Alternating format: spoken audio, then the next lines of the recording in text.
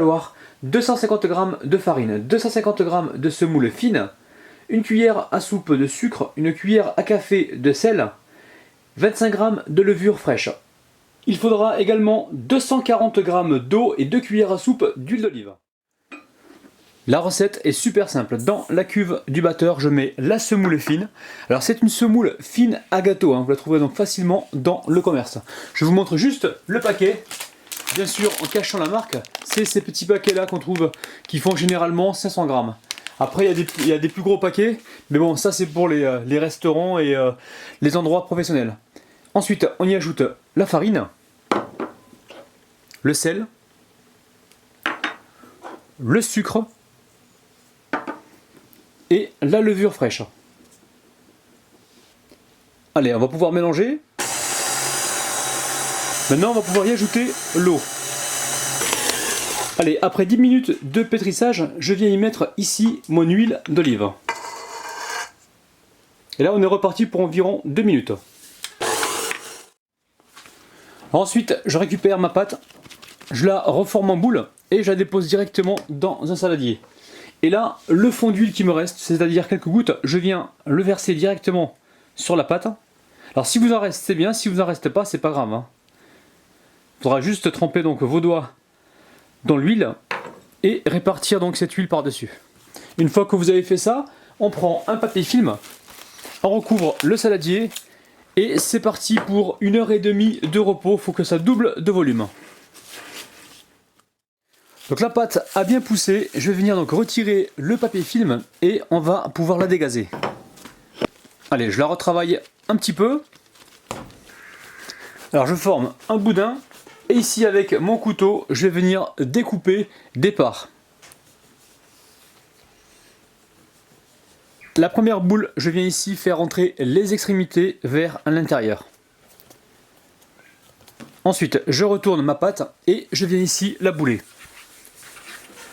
Alors si jamais vous ne savez pas faire ça, vous le faites directement comme ça, il n'y a aucun problème, hein. Alors aussitôt que les boules sont formées, on vient les recouvrir avec un plastique pour éviter que la pâte se dessèche. Allez, je continue. Alors ensuite, je trempe le pinceau dans l'eau et je viens tartiner donc le pain. Alors on en met dessus et on en met aussi dessous.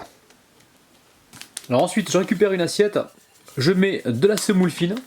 Donc je vous remontre le paquet. Donc semoule très fine. Ensuite, je dépose mon pâton dessus, je recouvre d'un peu de semoule et là, je viens l'aplatir.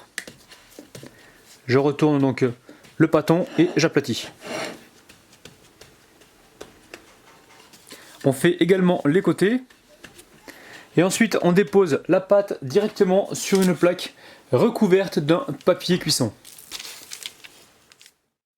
Alors, on va les aplatir de nouveau.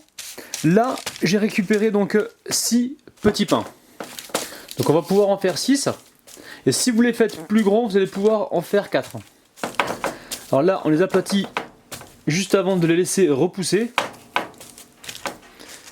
Pour vraiment avoir la taille que l'on souhaite. Allez, je les recouvre d'un plastique et je laisse pousser encore 30 minutes dans un endroit tiède. Une fois que la pâte a gonflé, je récupère ici une lame de cutter et je viens faire 2 traits. Ensuite, je viens humidifier donc légèrement les pâtons. Donc j'ai mis le four à préchauffer à 200 degrés et on va les enfourner certainement 20 minutes. Entre 15 et 20 minutes, on surveille. Alors idéalement, je vous conseille de mettre une petite coupelle d'eau donc en bas du four. Donc ça pendant la cuisson des petits pains.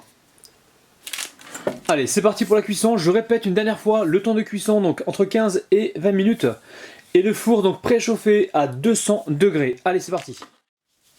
Les amis, ça sent super bon. Aussitôt que c'est cuit, on vient ici recouvrir d'un torchon. Et là, on laisse donc tiédir tranquillement pendant environ 10 minutes. Alors les amis, je vous montre donc le pain de près. Regardez-moi ça, il est super moelleux.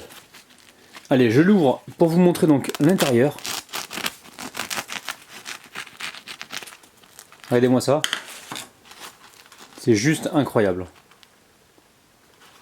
Allez, je vais goûter. Je vous montre ça de près. Alors n'oublions pas les dédicaces. Aujourd'hui je dédicace Lauriane, Jérôme, Bilou Maroc, Micheline, Mariam et Kumba. Alors je vous remontre ça de près. C'est quand même incroyable. Avec peu d'ingrédients ce qu'on arrive à faire. C'est super bon. Refaites la recette et franchement vous allez vous régaler.